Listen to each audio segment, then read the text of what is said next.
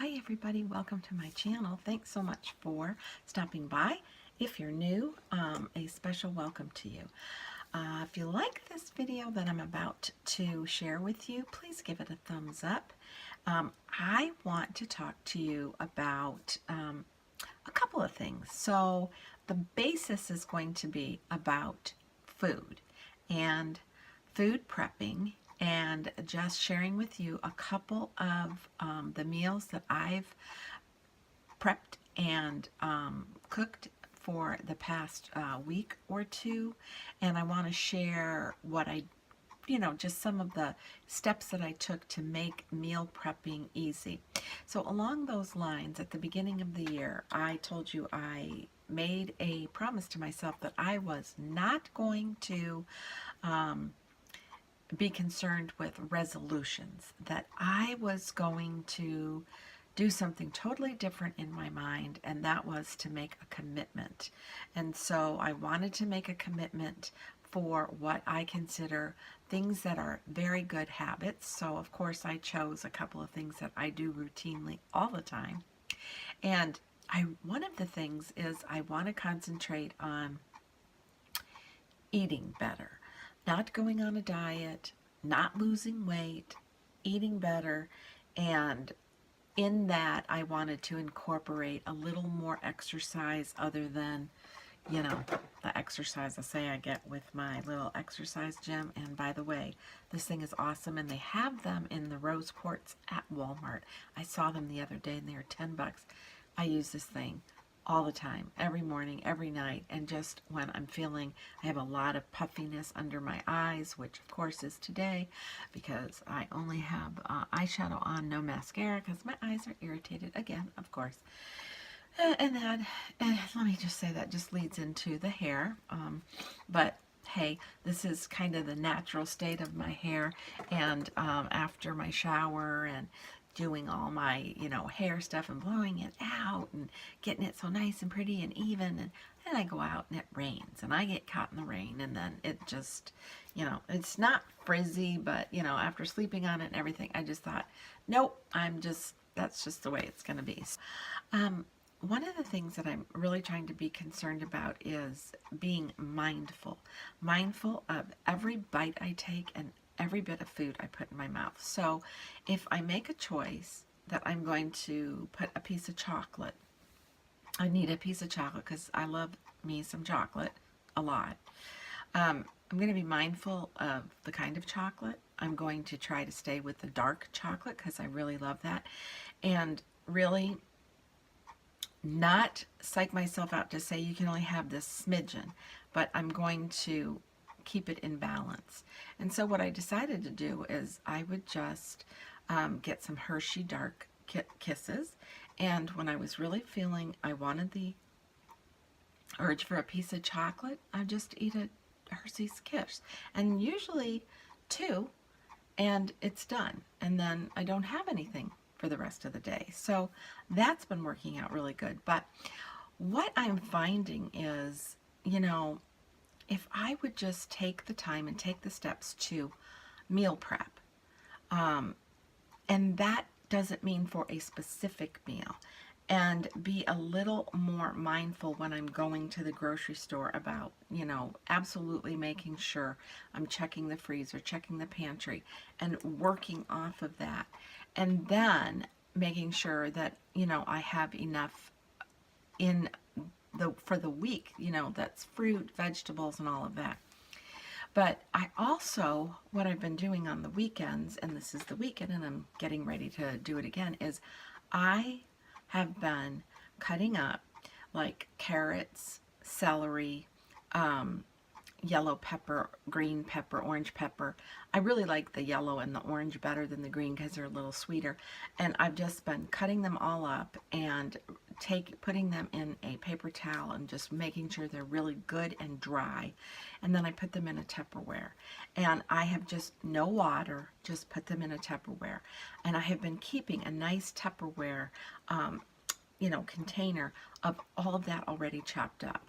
And then I have available some mushrooms and things like, black olives on the side, tomatoes, but I don't pre-prep those because they'll get, they'll go bad. So what I do is take another Tupperware container, a pretty good size one, and I buy the pre-washed, pre-mixed salad. And I like the Italian mix, and I like the spinach and kale mix, or the radicchio. And what I do is I take a couple of bags of those, and I line the bottom of my Tupperware with a paper towel, and I stick my salads in there, in the bag that's already pre-washed. It's already cut up, and then I keep that in the refrigerator because more times than not, I really crave a salad and I want a salad. And when I'm really busy and it's getting late in the day, it's so nice to know I can make a salad really quick.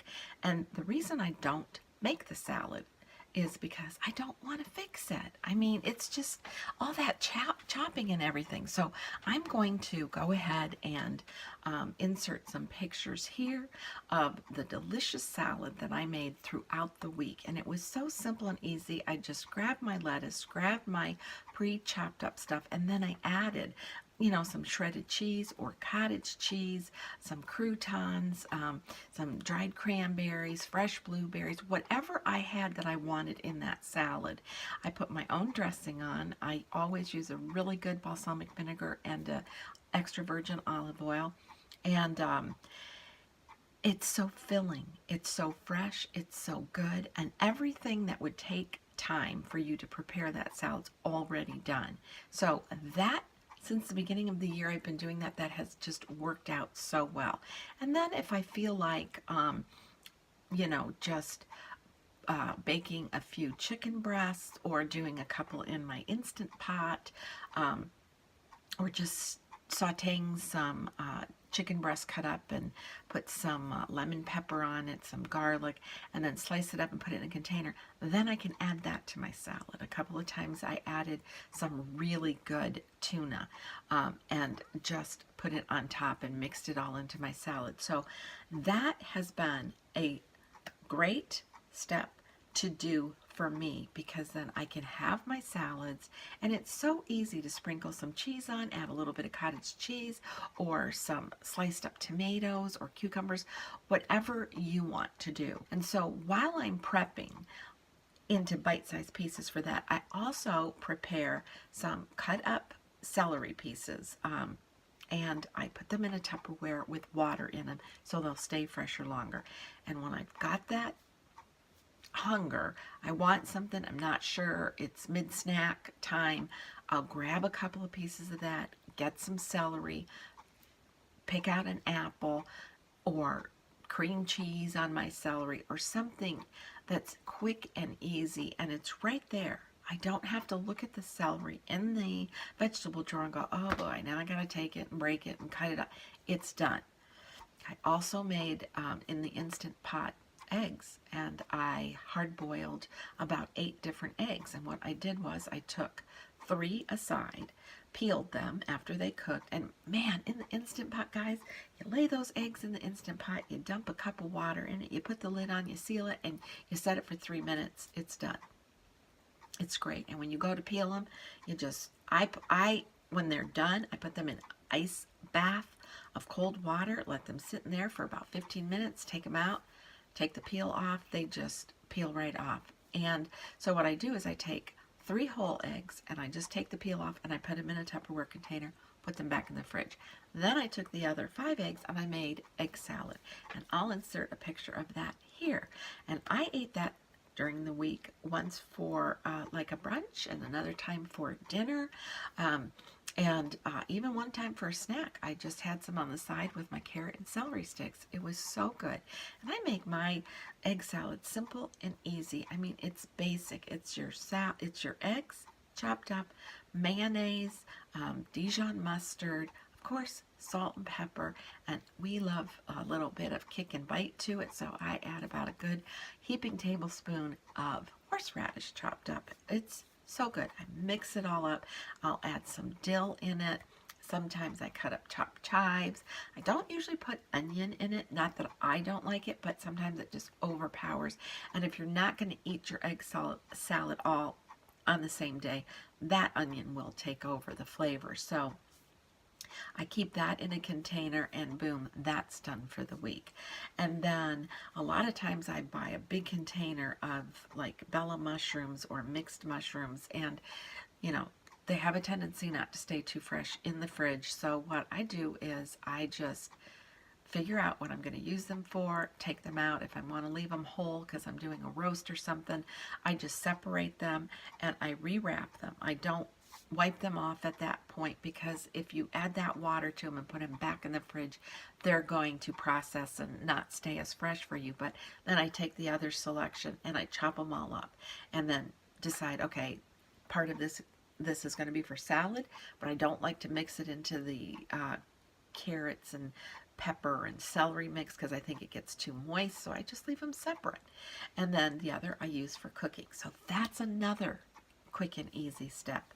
And some of the meals that I actually made these last 2 weeks that I just took pictures of as I was going were simple and easy, and I was able to make enough for leftovers and or to put in the freezer.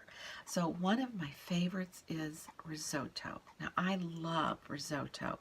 Risotto is made with a special type of rice, and it's easy to make, but the secret to making a really delicious, creamy, flavorful risotto is to have patience, because it's basic.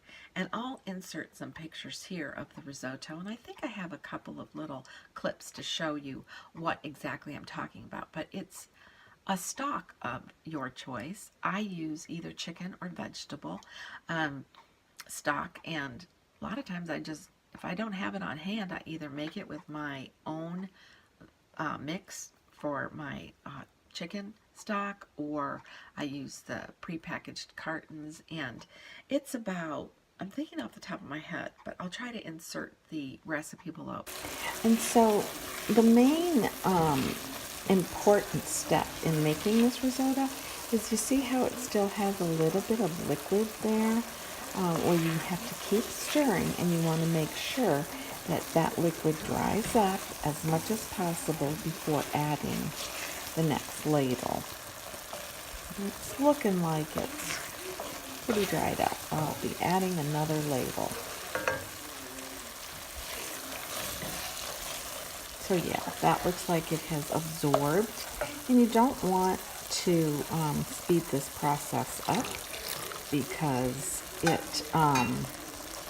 it won't make the risotto as creamy as it needs to be. So I just give it a good stir, and I keep the broth on a very low simmer so it always is heated.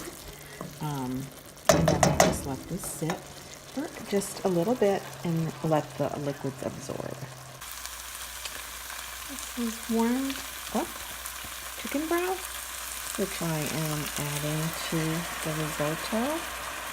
And the whole idea behind the risotto is that you just cook it slow and have the patience to allow all of the juices to incorporate into the rice and mushrooms, and just let it all absorb out, because that way it will cook through your rice. And I'm using arborita rice, and that's the particular rice for risotto. And I'm making a mushroom, and I think I'll add peas to this at the end. And this rice will get so creamy, and all the flavors will just, oh, it'll be so good. So I'm going to turn the burner down just a little bit because I want this to really cook and absorb very slowly. And we do, pea and mushroom risotto. And I want to tell you, if you go to a restaurant to purchase a dish like that, you're going to pay a real pretty penny for it. And when they serve it to you, they're going to give you about that much of it. What? I mean, you kind of want to ask the waiter, where's my dinner? But it's a little time consuming. You have to be very patient because you need to be attentive to it. So what I do is I chop up a half a scallion, a good portion of good Bella mushrooms. I love the Bella mushrooms in it because they're just a little bit, their texture's a little meatier, and the flavors just incorporate so well into the mushrooms. And a little bit of olive oil. Your peas come last, and good grated Parmesan Reggiano cheese. The best. So simple. As you're heating your pan, you're adding your olive oil. And I don't add the garlic first. I don't add the scallions first. What I do is I add the rice because I want to get a nice brown to the rice a little bit, just a little bit, and just kind of stir it around in all that good olive oil over a little bit less than medium heat. And then when I do that, I will go ahead and, depending on how much oil I started with, if I think it's too dry, I'll add just a little more olive oil. Get your rice in there, stir it around a couple of minutes, start the flavoring to start going, and then I add my cut up mushrooms. Once I put my mushrooms in there, stir it around, then I'll add my shallots and my garlic, and I cook that over this a little bit lower than medium heat for just, a minute or two. You don't want to burn or overcook your garlic, because if you do, you might as well just pitch it all because it's going to ruin the whole entire dish. And then what you do on the side is you take a pan and you heat up your stock, and you just put it on very low. You just want to have it on a very low simmer after it's heated up because you want to always keep it very lightly warm. And then before you add any of that stock, after you've incorporated your mushrooms, your shallots, your garlic, your rice, then you add your wine.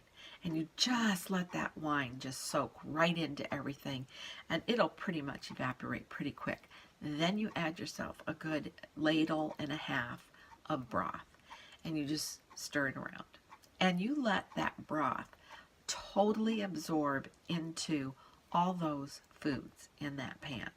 It takes some time, and you're going to stir it because you don't want to just leave it. It's not like some recipes with rice where it says, bring it to a boil, put your rice in, put the lid on, and don't touch it. No, you do have to stir it. When you see, and I'll insert a clip here and show you, that the risotto is absorbed the liquid, you add another ladle and maybe a half, and you stir it around and you wait for that to absorb, and you do that entire process until all of your stock is gone. And when I have about maybe the last ladle or two of stock left, I add some frozen peas at that point. I add the rest of the stock, and at the very end I just grate a good portion.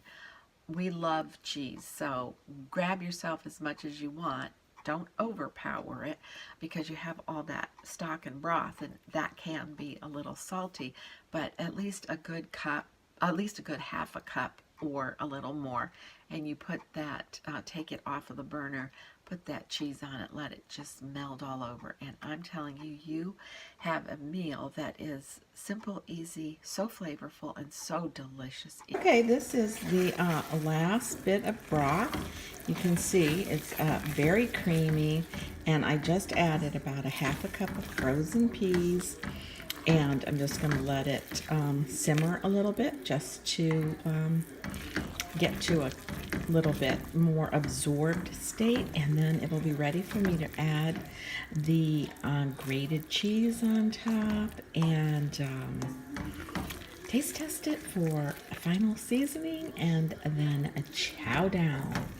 Oh, this is so rich and creamy and really delicious. And let me tell you, when you go to get this at a restaurant, they charge a pretty high price because you have to have some patience cooking it, but it's worth every bite. Guys, it's taste test time, and I just want to share with you just a delicious scoop of risotto. It's mushrooms and peas and rice, and it's in a creamy, velvety, yummy, flavorful broth and wine sauce.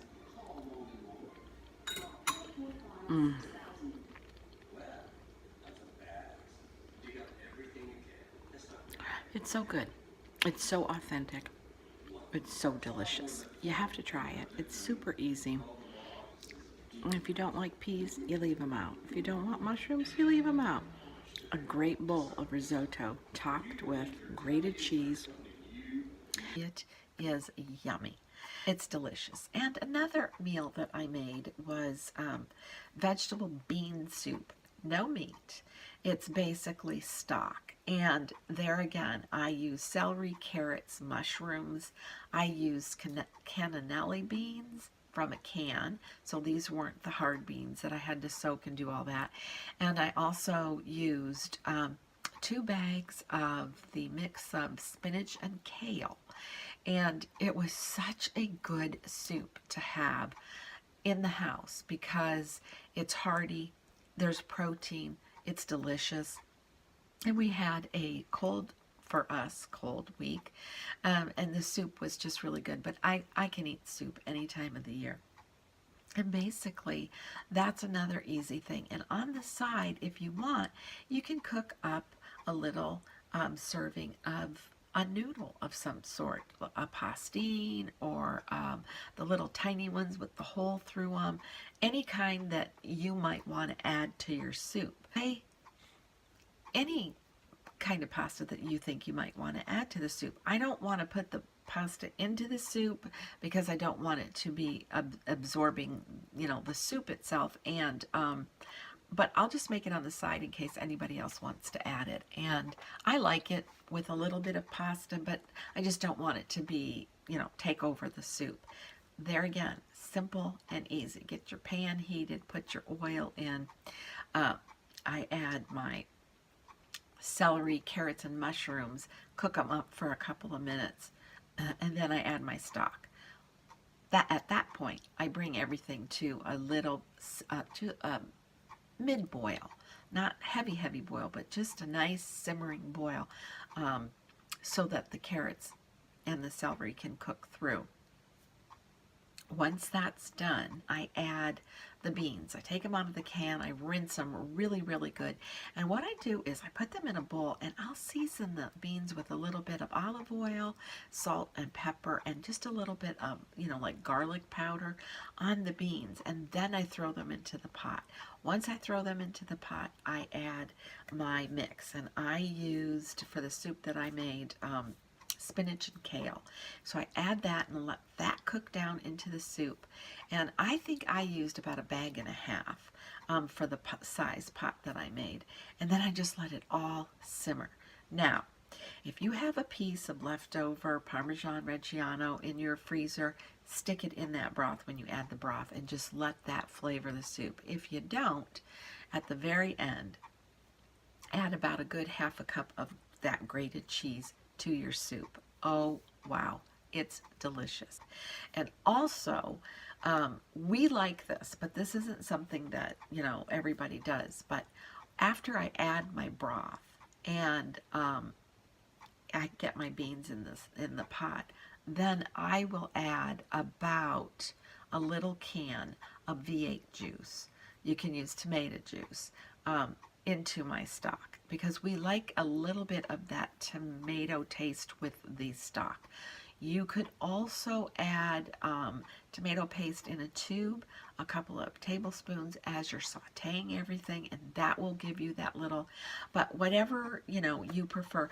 We like it, and so when I made the soup this time, I added that little V8 can. So that was delicious to have. I had enough to put in the freezer and enough for leftovers. So it was so good, and it's hearty, it's delicious, and it's good for you.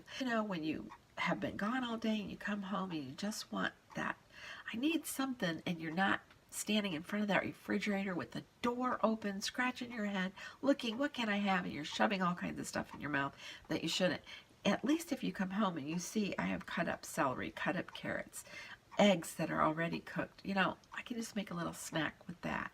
Just something to take the edge off. Not rocket science. It's simple, it's easy. It takes a little bit of prep time to do, but it's just makes life easier. Sorry, this is so long, but I wanted to show you some of my photos and ideas for my salads and what my egg salad ideas were and how I utilized my Instant Pot and what I just did to make meal prepping and planning a little bit easier. So I can tell you today what's on my menu, and that is, and some of you may turn your nose up to it, but it's tuna casserole. And I kind of zhuzh it up. I make in my own cream of mushroom soup, which is super easy. I bought the curly noodles, and they're these big jumbo curly noodles. So, it's like a pasta that has a good punch to it. And I always put not chopped up, but smashed up chips, potato chips on top. Just a light sprinkle, just to give it that little crunch. And this time I bought the salt and vinegar chips, so that'll be really good and just flavor up that tuna. I also love to use lemon pepper in my tuna noodle casserole, and of course, really good cheddar cheese. Yum. Bake it. It's so good. So I hope you enjoyed this. I hope I gave you a few ideas. Not, like I said, it's not rocket science, but that's what's on the menu for today. And then I'm going to sit down, have to do some grocery shopping, probably Monday, and I'll figure out what I'm going to have and chop stuff for the week, because that's been working out really, really good. So until next time, be kind, be humble, age gracefully. Bye.